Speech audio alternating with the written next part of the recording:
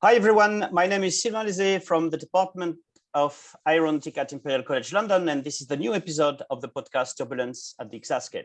So if you're not familiar with the podcast, we are trying to gather the view of the scientific community regarding the challenges and opportunity associated with exascale computing, but more generally, we are trying to talk about high performance computing and from time to time turbulent flows. So this podcast is part of the ExCALIBUR initiative, which is a big 5-year project here in the UK involving the Met Office and UK AEA regarding the transition to exascale computing for our software here in the UK. It's also connected with the UK Turbulence Consortium. So today we have a guest from EPCC. His name is Andy Turner. He's a principal architect. He's involved in various initiatives at EPCC, like the Archer CSE initiative, Cirrus, which is a tier 2 system, and also he has been heavily involved in the deployment of Archer 2. So good morning, Andy. Good morning, Sylvain. It's good to see you. Great. So for those who don't know you very well or who don't know you at all, can you tell us a little bit about yourself, where you're from, what you have studied, and how did you end up at EPCC? Yeah, so I'm from Liverpool originally. I've sort of lost my accent mostly because I've been away a long time now. But yeah, I grew up in Liverpool. Discovered, I think, at school I really enjoyed chemistry, so I ended up going to university in North Wales in Bangor to study chemistry, and then followed that up with PhDs. The sort of standard research pathway that many people have been through, I guess, PhD, following their interest in PhD, then various postdocs. I moved up to Scotland, up to Edinburgh with some postdoc positions, then did a few postdocs in Glasgow and back in Edinburgh again, and sort of, just followed that through. And then position came up locally at EPCC, and I applied, and for some reason they thought I was good enough for the job and actually employed me, and I think they've been regretting that ever since, but there you go. So right. Yeah. And may I ask you, how did you become interested in high performance computing? So I think fundamentally it was due to the fact that I was actually, when I got to university and doing chemistry, as I said, I found I was pretty rubbish actually, the lab work with all the glassware and that sort of stuff. The experiments never worked. The typical organic chemistry experiment at university is you'll end up with nice white crystals, please submit these for marking. So I always ended up with dirty brown sludge or something similar to put it for marking. So I sort of naturally gravitated to using computers and computational chemistry, and through the various research things, I followed, like I say, the standard research path, but I found I actually enjoyed doing the sort of the scripting and the programming and helping other people use the HPC systems, in the research groups and those sort of things, more than the actually doing the research, which was interesting in itself. But I think, many people who listen to this podcast, research is very, very focused on quite a small area. And I quite liked hearing about what other people were doing and helping them do their thing, and being a bit broader in those sort of things. So, in some sense, I mean, I'll talk maybe we'll talk a bit later about research software engineering and things like that. I guess, as many people in research software engineering, I was a research software engineer before the term existed, and that was really my interest, was in that sort of technical side of things. So that sort of meant I was, became the sort of research computing support person within the research groups, the person who knew about computers and knew how to make them work. And that sort of migrated to helping out with departmental HPC systems. And then, supported chemistry research. And then I guess the natural progression from there for me was to move on to supporting sort of national services at EPCC. And that's where I went. And I was lucky enough, I think, to work in Edinburgh, where a lot of the national services were based. At that time in particular, and so EPCC was an option for me, which is maybe more difficult in other places. Great, thank you. So what is your role or roles at EPCC? What do you do on a daily basis? Okay, so I think I've sort of hinted at it already, right? I see my role. I think what I actually do is essentially helping researchers get most out of the services that run.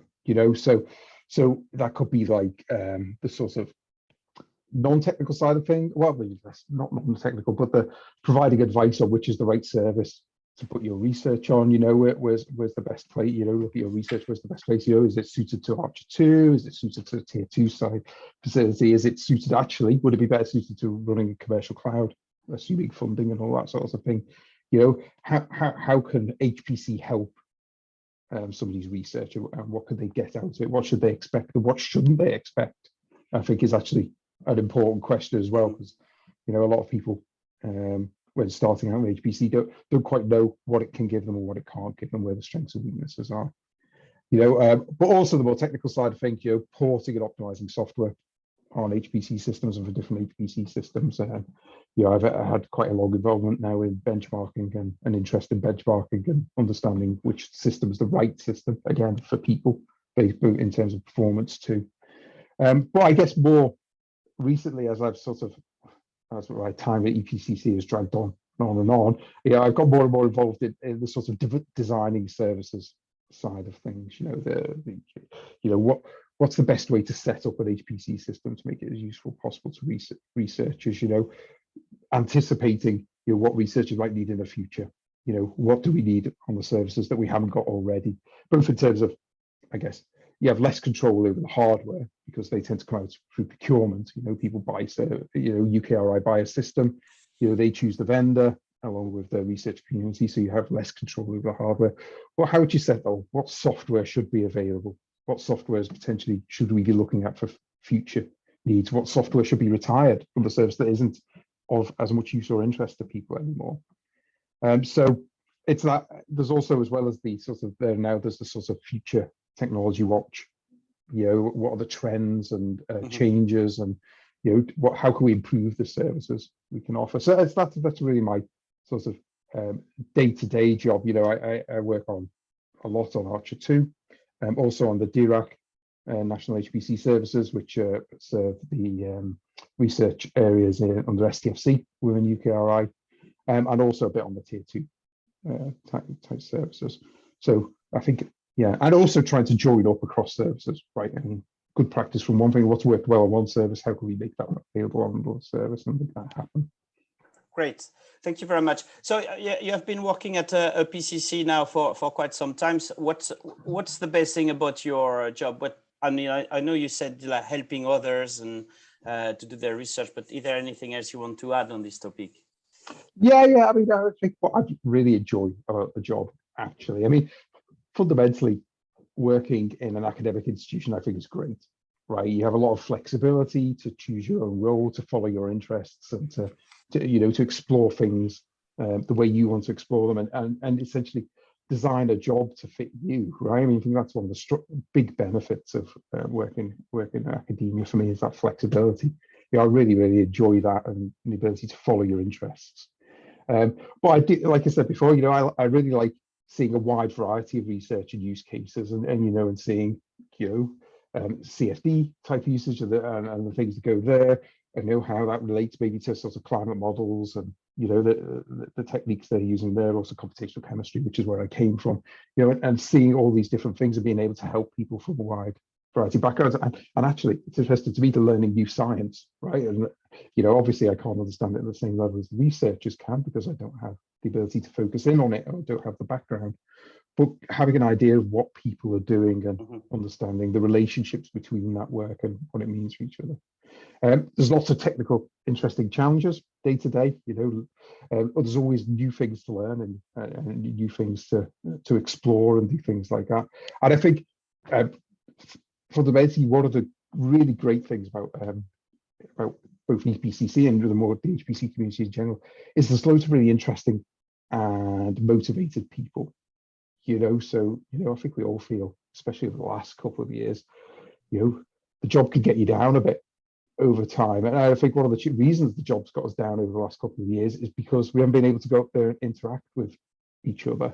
Yeah. Because that sort of re-energizes. Well, it certainly works for me, re-energizes me. You go out and you talk to people, you go to seminars and you meet people at events, you go to presentations, and it sort of inspires you to come back and do, this is why I'm doing the job, this interest, this making this difference in this way. So I think, the people are the key thing, right?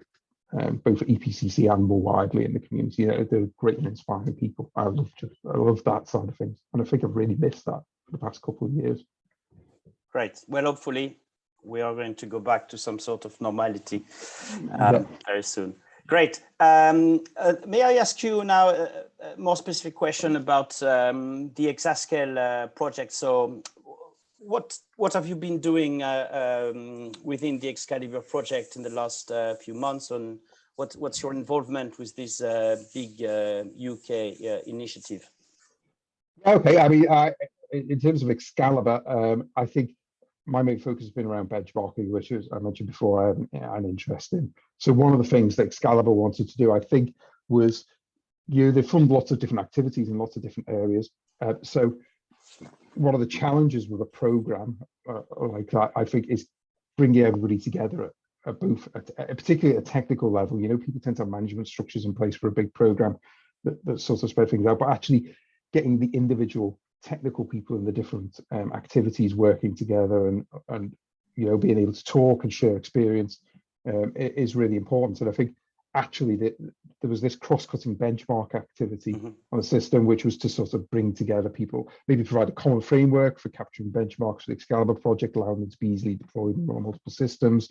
But I think more importantly, actually bringing the technical people together to understand what other people were doing in the project, where the differences were, where their thing was unique, and where there were commonalities, and where we could share experience and discuss common issues and get insights from different people. There's loads of really good technical clever people working in ExCALIBUR, but we do need those people to interact. So I think my initial role anyway was setting up that sort of community and bringing it together to just talk. I mean, there has been more technical work done on the background around frameworks, using technology such as SPAC for deploying software, and Reframe from CSCS in Switzerland for automating testing and automating capturing performance data and those sort of things. But actually, I think the key thing has been the community building aspect of that. And like I've hinted, that's been quite difficult over the past couple of years to keep that momentum going, I think, and quite hard to do it. So yeah, it was originally built as a sort of technical benchmarking thing, but I think it ended up being more of a community, bringing people together across the ExCALIBUR sort of thing. And I think now we're sort of, hopefully, as you said, coming out of that sort of period. People know each other a bit. We need to do something maybe more in person with people, getting people together, and actually the sort of technical framework for capturing benchmarks and running them and building them automatically, and that sort of stuff's sort of in a stage now where people can really start adding things to it in earnest, and we can start running it across different platforms and seeing what we see from that, and what we can learn from running these different types of benchmarks. Great, thank you very much. I have it's going to be a long answer probably from you. So in the last few months in the UK, you have been involved in deploying the full Archer 2 machine, which is the UK supercomputing facility. So I really would like to hear about, well, first of all, what was your contribution in deploying Archer 2, and also what's your feel? How do you feel about the Archer 2 now that it's up and running wonderfully? Yeah, so I think it's it's obviously no secret, right? The deployment of Archer 2 has taken a long time, and it's much longer than expected, probably due to delays in the the delivery of the hardware and the software. I think there was the technical challenges in putting together the type of system it was, were maybe, I don't know, were underestimated by the vendor or some such thing. But what this has meant is it's been really a very strange transition. It's not very similar to previous ones I've been involved with, for example, for Archer and a bit with Hector as well.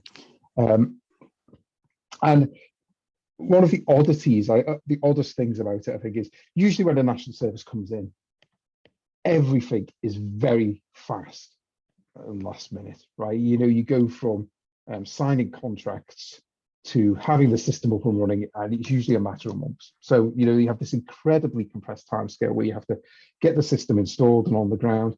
You have to get the team on it, the technical team on it, the computational science and engineering team, and also the service provision team who do the system administration. So the service provision team have to put in all place all the stuff to support user logins, changing passwords, all that day-to-day stuff that just magically seems to happen, but actually takes a lot of integration work. Connecting to the networks, making sure data transfers happens, with performance, all those sorts of things have to happen very quickly. And the CSE team have to get on and understand the performance of the system, install scientific software, make the module system available, write the documentation, get the training, base training ready to run from day one, get the service desk up and running, all these sorts of things, happen in incredibly compressed timescale. Now, for Archer 2, that was obviously very different because instead of an incredibly compressed timescale, you had this incredibly long, drawn-out process that went on for ages and ages and ages. But within that, there were these moments of, very high-pressure timescale bits, where things happen. So I would say, normally you'd think it was a bit longer. It should be less stressful and less problematic, and you have more training time to do things, and that was certainly true in some cases. For some things, the training courses and the documentation, it gave us a bit more time to do things in a bit more structured and managed way. You're not under so much time pressure to get those things out. But for other things, it was very challenging and stressful because you felt you were on high alert and doing stuff for a long period of time, which is quite stressful for the team. I think, there's always that, the things can be ready for the team to get on and test things next week. And then maybe it drag on by a couple of days. So everybody was prepared to do stuff, and then just had to wait a bit longer. And then you felt the time was a bit compressed. So you had to get on and do things faster. So I think it was quite a stressful time for everybody involved. I mean, EPCC, I'm sure, I think it was very stressful for the vendor, HPE, and their technical people who were not, I think, you could feel from them that, they wanted this, they really want this thing to work. They're not just like, oh, it's just a system. These people care about the products they're delivering, and, it's hard for them when it's not going as well as they would like as well. So, I think it was quite a stressful time. I think there were some positive things, like I say, we've been able to do some things better.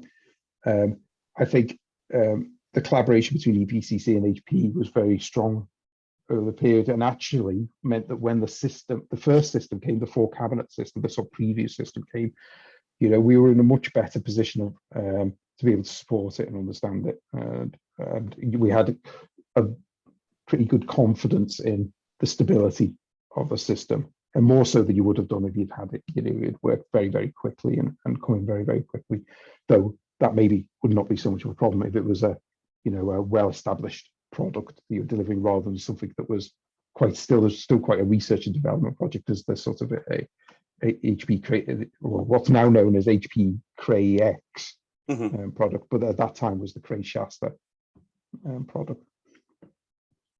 So yeah, I mean, in terms of what we actually did, I've sort of hinted at a few things, but in terms of my focus is really on the CSE team, the computational science and engineering team, right? They're people who provide like the technical documentation, the porting and optimization of codes and installation of the modules, training, and those sorts of things. So I think we had much more of a key role in terms of testing and understanding the technology than we usually would in a service deployment, where usually you'd get a system that had been bought off the shelf by UKRI, it would get installed and we'd do stuff.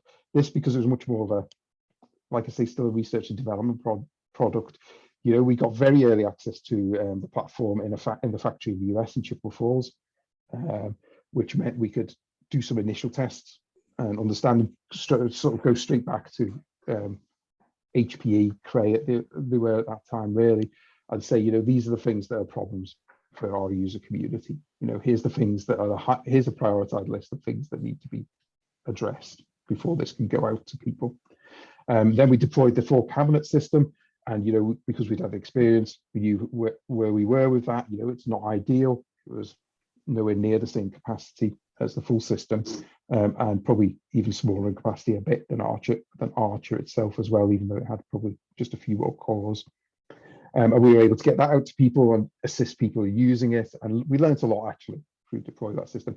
And while that system was there providing the research infrastructure for researchers, the main system was also being deployed in Edinburgh and being installed and set up.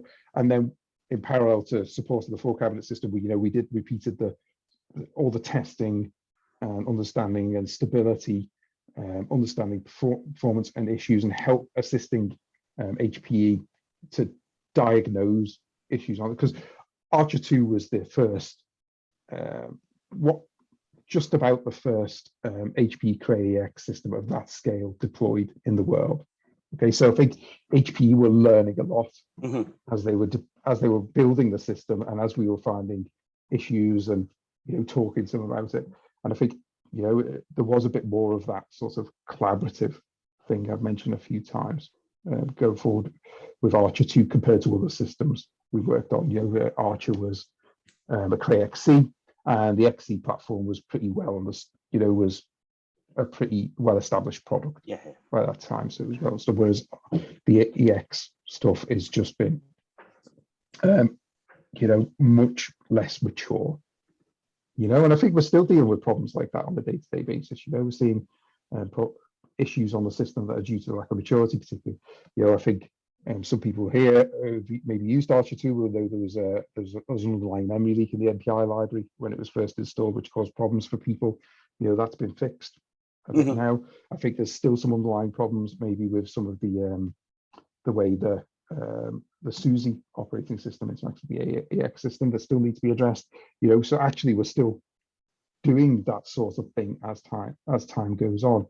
But one of the great things about it, I think, that's maybe been a nice surprise to us, and probably a bit of a nice surprise to HPE, though they've put in a lot of work to make this happen, has been the stability of the system since it came online. It's pretty much stayed up, and we've had a couple of issues, but we've had lots of nodes up all the time. The capacity of the system's been high. It's been able to do a lot of research and a lot of science early on in its life, and I think that's been quite maybe a nicer surprise than we maybe expected in terms of stability. So, the system's actually done a lot of good work. Not to say there aren't still issues, that we're still working out on it, and work to be done with HPE. But actually, I think it's done a lot in the few months it's been. What is it? Maybe 6 months or something like now that maybe that's been going so far. So it's definitely been a different experience.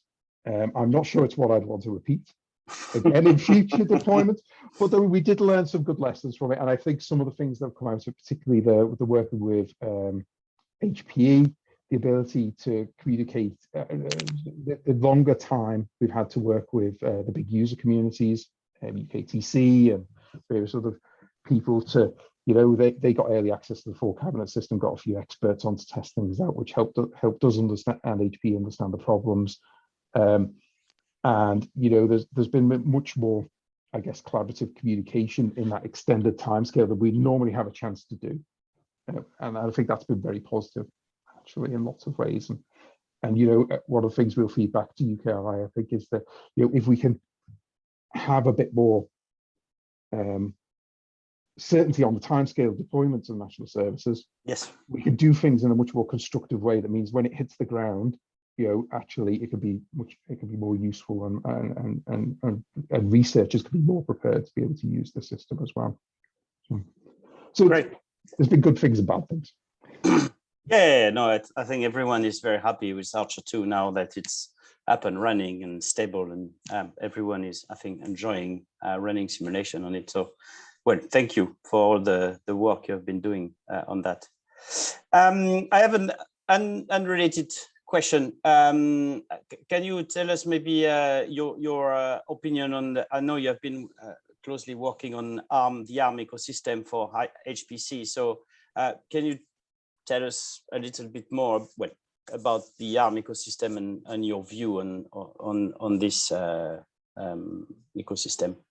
Yeah. I mean, I can give you a view. I mean, it's been a while since I've worked on the ARM systems. I mean, we had some access maybe last year and the year before. to the ARM systems. Well, we've got one in EPCC, we've got one of the HP Apollo ARM systems, which is still up and running, but we also had access to the CRAE-XC at Bristol, which had some ARM processors with the Thunder X2 ARM processors. And we also got a bit of access before Fugaku came online to some of the Fujitsu A64FX processors. And I think there's some of them in Bristol now as well, where people can get access and try to. It's been a little while since we've touched on the ARM work, so things have moved on a bit, probably from my personal experience of it. I think one of the main outcomes of the testing was that, in general, in terms of ignoring the sort of hardware differences, from a software perspective, it's boringly similar to your experience of any other HPC system, right? And I think that's mainly because everything's Linux command line, batch systems are always the same. Everything uses modules to a first approximation. So you get excited about getting access to a new platform. You log in, and it's just the same as everywhere else to a first approximation. I think our experience was things compile, just quite easy. The tool chain, in terms of application development, the tool chain is just what you'd expect from any other HPC system. The processors themselves have some quite different performance characteristics, and there's some little oddities that can catch you out, but generally weren't difficult to use. I'd say, in terms of performance, they sometimes strengths and weaknesses compared to x86. In some cases, particularly the sort of Fugaku setup where you've got this high bandwidth memory right next to the processor, then if your code is anyway memory bandwidth bound, and you can fit it within the memory and lay out your processes correctly, then there's the opportunity for really a step change in performance. Well, I think that's less of a feature of the ARM technology and more of a feature of the way the memory is organized on the system. You could potentially do the same with x86 processors with no problem whatsoever. So I think it's great to have a different architecture there, because I think one of the things we'll talk about, one of your later questions, and you had asked me if I had any concerns about the future director of HPC, and I think the monopolization of various bits of technology is probably one of the biggest challenges for HPC going forward. So having different processor technologies and different options to explore is always very useful. I think one of the things that we found a bit more difficult on the ARM ecosystem maybe a year ago or so, and these things are changing quite quickly, was tools that depend on binary distributions are the things that trip you up. So, for example, things like Python, you tend to get things via pip or conda where they're precompiled, and that means that because everything is x86 to a first approximation, that could be more problematic than you thought. Not all the packages are available in binary versions that are compatible for ARM. So actually, the compiling your HPC code, no problems whatsoever. But then, you want to make something work with pandas to do some analysis of the data afterwards, or something like that. Pandas is probably well ported by now, but you take the point. They were the things that tripped you up, was the thing that you sort of thought you don't even think wouldn't be available, and then you're like, oh, that doesn't quite work because it's shipped in binary form and there's not on version. And I guess the other thing is containers would be the other classic solution if somebody hasn't built an ARM version. Now, I think this has changed, and I think this is changing quite quickly. And the reason is not really HPC. The reason is Apple and Apple Silicon. So because modern MacBooks have ARM64 processors in them, there is now a real big community and a big drive to make these sorts of things just available and work in the usual way for ARM.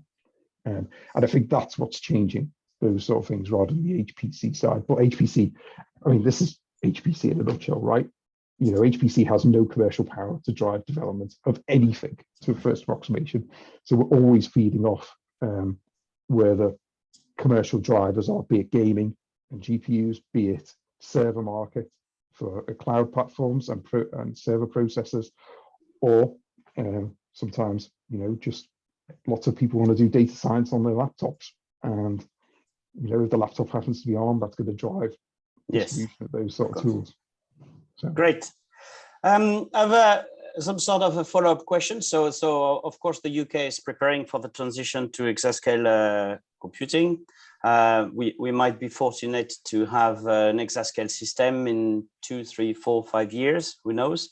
And so, for example, do you think that the UK community is ready for the transition to exascale? I mean, most of the code that have been used on the supercomputing facilities have been CPU based. Archer 2 is CPU based only. And we talk about the ARM ecosystem, which might be an option for an exascale system. So similar to Fugaku at a large scale. So we would not have to port our code to GPUs. So what's your view on the transition to exascale for the UK community? Do you think, well, first, do you think that we are going to be fine, or do you think we need to embrace GPUs, or we might be fine with ARM, or what's your? It's a difficult question, but no. I mean, I think the answer is right. This is my stock answer in all ExCALIBUR meetings, so and it's not very useful, but it depends, right? A bit. You say, is the UK ready?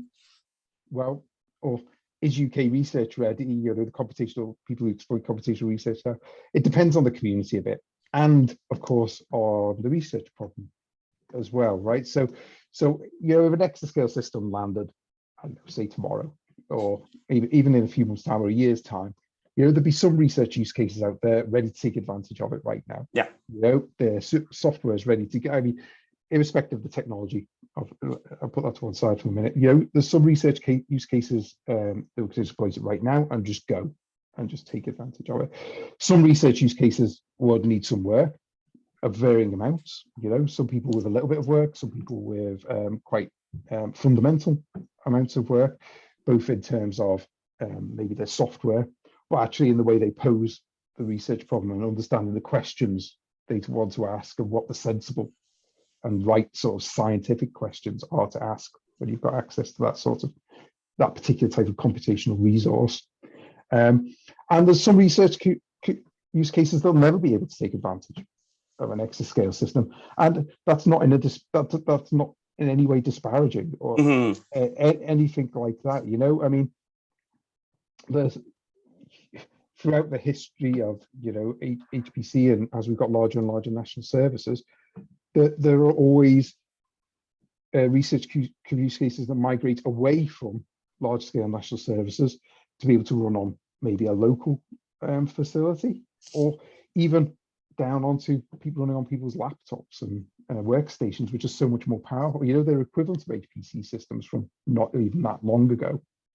Now, I mean, that's just a natural evolution. And and some people, the research questions you want to ask,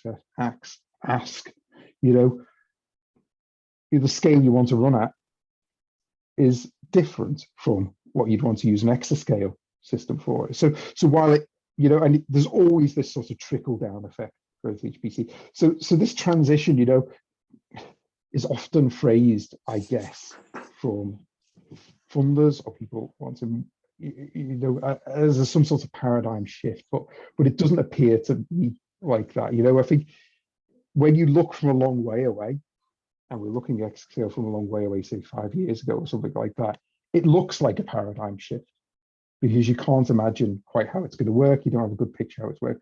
But I think where we are now, and you've seen the pre-exascale systems and the exascale systems that are coming down the line, particularly the ones in the US, do they really look that different from the current HPC systems, but a bit bigger? I mean, we'll talk about GPUs in a moment, but they're going to be accessed in pretty much the same way. SSH in, they're going to run a batch system, I think. So those things that 5 years ago you sort of like, well, how are you even going to log into an exascale system? How are you going to run jobs on it?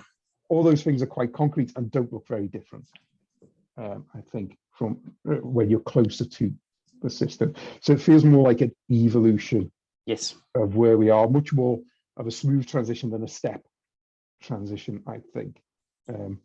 So yeah, I think there's some research use cases where they have to fundamentally rethink how they do their computational science, and what they want out of it and what questions they want to ask. But there's some particularly ones that have some sort of natural scaling, grid-based methods, often, be that structured or unstructured grids, where there's often the research question you want to ask, is driven by higher resolution, more grid points, communications to first approximation local, into process into communication is to first approximation local, and they have a natural scaling ability to larger systems. So you'd expect those sorts of problems to be amongst the first ones to be able to take advantage of exascale systems, and do things differently. Particularly, turbulence is, I think, for what little I know of turbulence, because it's not my research area, there's a drive to have higher resolution. Yes. And then you just end up naturally with a bigger simulation. Now, it's not as simple as that, because it comes with, what's the right time step? What's the actual time resolution, as well as the spatial resolution to match that, and all those sort of complicated things. But there is a natural drive from the type of questions you want to answer that actually is quite simple to scale up, and that's more difficult for some other researcher, for some research areas, in terms of both algorithm and the question you want to answer. Well, I think one of the things you mentioned obviously is GPUs, right?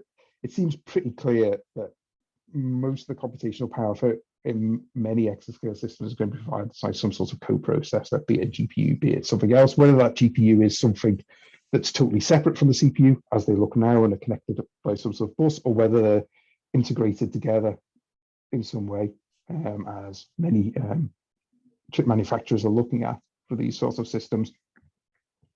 There's going to be some subtleties there in terms of how you access memory and how they share memory and those sort of things. But there is going to be this need to offload of the computational power into the GPU. Unless, like you say, the other option is something like a very large Fugaku type system. And that's always potential. That makes things a lot easier for everybody, I think. And the way I see that is, it just puts an additional requirements on the software required to support the research UK. And that is the one bit that's maybe less evolutionary and is more step change. There are some people who can take advantage of GPUs, but there's quite a large group that are still in the sort of, we need to develop our software to be able to exploit this type of technology better. I think one of the big challenges there I've seen through ExCALIBUR is there are so many different programming models available to exploit that. So it's quite hard to make a choice right now, to pick one for your piece of, if you're developing a new bit of software, are you going to use OpenMP? Are you going to use, are you going to program directly in CUDA or ROCm or whatever the GPU specific language is? Are you going to use some sort of abstract interface, SYCL, or these sorts of things? What choice do you make? Because that has big implications, right? Application development, developer effort, research software engineering effort is very finite amount of effort, and so you can't pursue all options equally. You have to make a choice, and I think that is a very difficult choice, rather than the technology and all that. Yes. Sort of, that choice of programming model for your code, if you're trying to develop a GPU, it is quite a difficult choice at the moment, I think, because there's less clarity on what exascale system is going to look like. It makes it harder to make that choice at the moment. And I think that's a big challenge at the moment. But I think fundamentally, it doesn't look much like a transition between, it doesn't look that much different between previous transitions we've seen, where some people end up migrating down, and they can get great use of local resources, and different use cases come up, and that will always change. Great. I have a slightly follow-up question. So, well, it's clear that the transition to exascale will be like an evolution from petascale machine. But do you think, if we look further ahead, do you think at some point we are going to have a step change in the hardware? Like, a lot of people are talking about quantum computing. So, and Intel is already talking about the next generation after exascale. So do you think we are going to keep having this nice evolution of hardware, or do you think at some point we are going to have to rethink everything and we will have to rewrite completely our software? Yeah, that's a really difficult question to answer. And all that happens if you only answer sort of questions like that is you end up in the future looking like Lord Kelvin does now with predictions of what the future is going to look like. So it was a bit hesitant. I mean, if I had to put money on it, I think there's always a pressure to evolve rather than step change, right? Yeah. Because people do not want to throw away all the stuff they've done before. There's a huge amount of intellectual effort there. So it's quite a difficult thing to do. And, you know, you can, so what tends to happen is, like I said before, you know, from a distance, it looks like a step change. But the closer you get to it, the more it looks like little steps. And I think that's almost a natural progression of how you plan things. Is, you know, it's that always that question is how do you eat an elephant? It's one spoonful at a time, right? So the big thing becomes lots of little steps, just naturally over time. So there is a bit of that as well. And quantum computing is an area I know quite little about, right? So I find it very hard to say. I mean, the little I know says that, you know, it will find its particular niche use cases, you know, and then expand from there, produce use, which is what we see with GPUs, right? The drive for GPUs has been machine learning. That is their killer use case, right? And then once there's lots of GPUs out there, because lots of people do machine learning, people then try to use them for other things as well, because there's a lot of computational power there.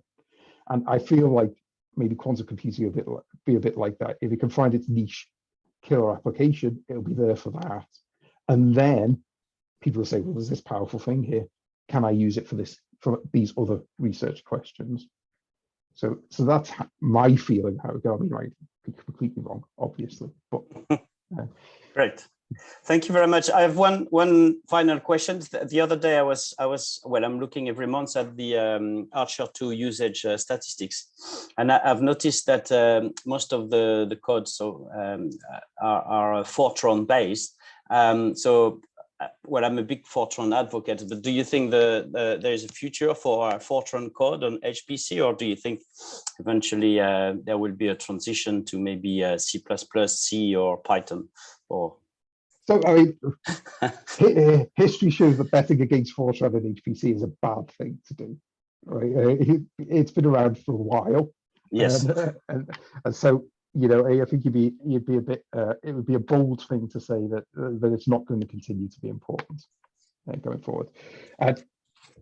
But you're right. I think a lot of it actually depends on policy for people, what they push down, you know, because the impression I've had from looking at the US exascale thing is there's been some sort of mandation of C++ as the choice of programming language, yes, which has pushed people in that direction. And I think naturally, you know, people will choose the tool they're familiar with, and there's lots of people familiar with Fortran. So left to their own devices, I think you'll see Fortran and carry on to be an important tool.